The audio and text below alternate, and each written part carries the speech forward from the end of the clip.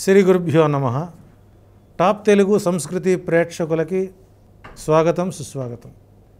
పెహల్గాం ఉగ్రదాడి, గత 2 రోజులుగా భీకర వాతావరణం, ఇవన్నీ ప్రస్తుతం నడుస్తున్నటువంటి చరిత్ర.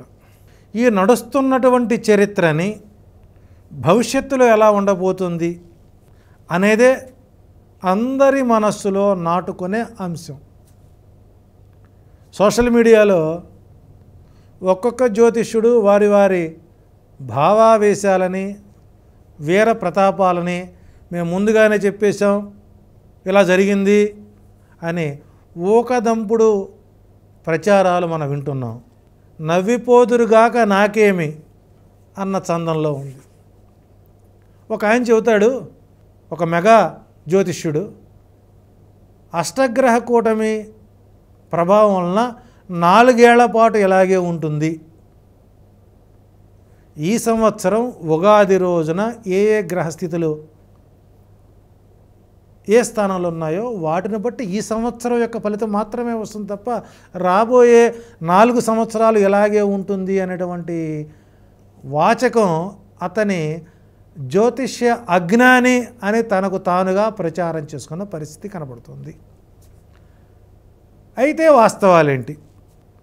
విశ్వాంతరాళంలో గ్రహాలు వాటి స్థానాలు, వాటి రూపాంతరాలు, వాటి ఫలితాలు మనం లిఖించడం జరుగుతుంది, వ్రాయడం జరుగుతుంది.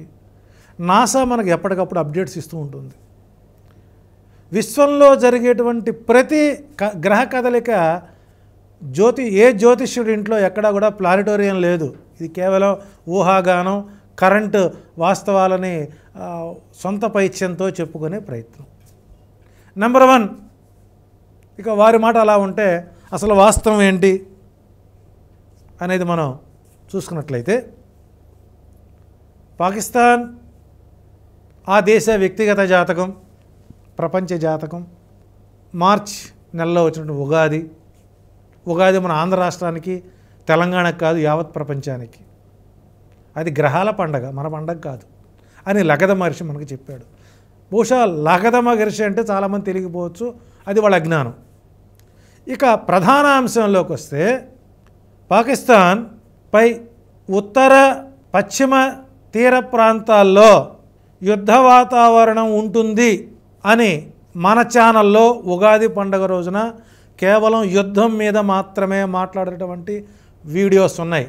జరుగుతున్న సంఘటనని చూసి వీడియో చేసి దాన్ని యూట్యూబ్లో అప్లోడ్ చేసి 1 గంట తర్వాత ప్రైవేటుగా పెట్టి, అది జరిగిన తర్వాత ఎప్పుడో నేను చెప్పాను, మా తాతలు నేతులు దాగారు, మా మూతులు వాసన చూడండి అన్న చందంలో ఒక ఫేక్ ఆస్ట్రాలజర్లు వ్యాఖ్యలని పెడచెవిన పెట్టండి. వాస్తవం, ఉగాది రోజున భారతదేశ ఉత్తర పశ్చిమ దిక్కులలో యుద్ధ వాతావరణం ఏర్పడుతుంది, సైనిక చర్యలు కవ్వింపులు ఉంటాయి. కానీ భారతదేశం ఇంకా యుద్ధ ప్రకటన తాత్కాలికంగా ప్రకటించదు అని చెప్పిన మాట ఒకటి వాస్తవం. అదే రోజున దావూద్ ఇబ్రహీం బ్రతికే ఉన్నాడు, ఆయన ఈ సంవత్సరం దొరికే అవకాశం ఉంది, భారతీయ శిక్షాస్మృతికి తాను శిక్ష అనుభవించవలసిందే అనే అంశం చెప్పడం జరిగింది. అది కూడా వాస్తవమైంది. అట్లాగే ఒకవేళ యుద్ధం జరిగితే ఉత్తర భారతదేశంలోని అయోధ్య రామాలయం కొంత ఉగ్రవాద మూకల హెచ్చరికలు ఉంటాయి తప్ప ప్రస్తుతానికి వచ్చే నష్టం ఏమీ లేదు అని అయోధ్య రామాలయ ప్రతిష్టా ముహూర్తాన్ని అనుసరించి చెప్పడం జరిగింది. ఇక్కడ పాక్ ఆర్మీ అధ్యక్షుడు వాళ్ళ పాలసీ అమెండ్మెంట్స్ని మార్చుకొని ఆయన పదవీ కాలాన్ని ఎక్స్టెన్షన్ చేశారు. ఈ విషయాన్ని మనం ఉగాది రోజున చెప్పుకున్నది నిజం.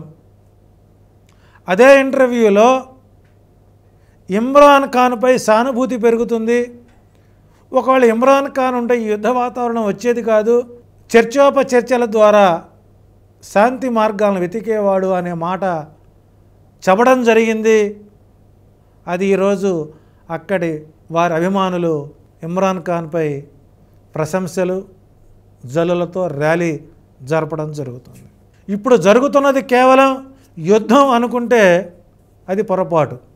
యుద్ధానికి ఒక క్రమ పద్ధతి, ఒక విధానం ఉంది. మనకు భగవద్గీతలో పాంచజన్యం హృషికేశు అని చెప్పాడు.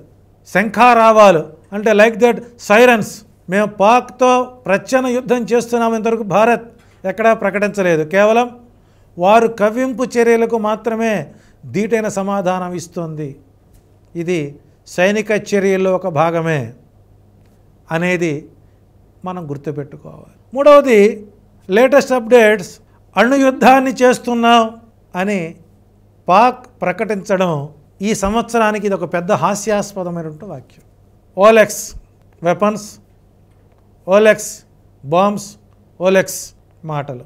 ఒక పాక్ జాతీయ భద్రతా అధికారి మాటలు ఎలా ఉన్నాయంటే సోషల్ మీడియాలో ఎలా వచ్చింది అని చెప్పడమే పెద్ద జోక్. సో కాబట్టి జ్యోతిష్య శాస్త్రం ప్రకారం అణుప్రయోగం చేస్తాము అనేటువంటి ముమ్మరమైనటువంటి ప్రణాళికలు వేస్తారు. వాళ్ళు బటన్ నొక్కేలోపే మన సైనికులు దాన్ని వారి మీదే భస్మాసుర హస్తంగా మార్చే అవకాశం ఉంది. సో కాబట్టి అణు ప్రమాదం లేదు. మన భారతదేశ సైనిక నష్టం చాలా తక్కువగా ఉంటుంది. పాక్ పౌరుల యొక్క మరణ మృదంగ ఘోష అంతగా ఉండదు. కేవలం భారతదేశంపై ఉగ్రవాద దాడులు చేసినటువంటి ఆ సంస్థలకు సంబంధించినటువంటి కేంద్రాలపైన మాత్రమే మన దృష్టి. ఇది పూర్తి స్థాయిలో ధర్మయుద్ధం. ధర్మక్షేత్రే కురుక్షేత్రే సమవేత యుత్సవ మామకాహ అని ఆనాడు ధృతరాష్ట్రుడు సంజయుడిని అడిగాడు.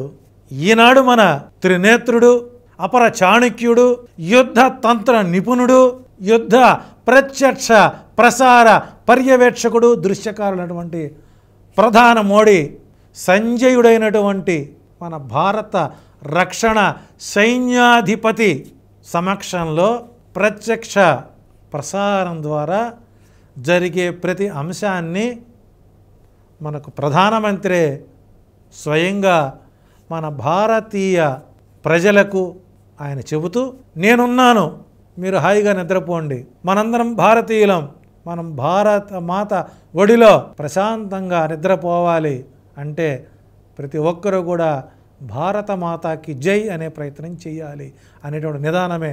భారత మాతాకి జై అనేటువంటి ఒక నినాదం పాక్ గుండెలలో అణుబాంబులుగా మారాలి తప్ప అవి భారతదేశం మీద ప్రయోగం చేసిన క్షణంలో భారతమాతాకి జై అనేటువంటి మన వాక్ మెజైల్స్లో ఆ బాంబు వారిపైనే పడే అవకాశాలు ఎక్కువగా ఉన్నాయి.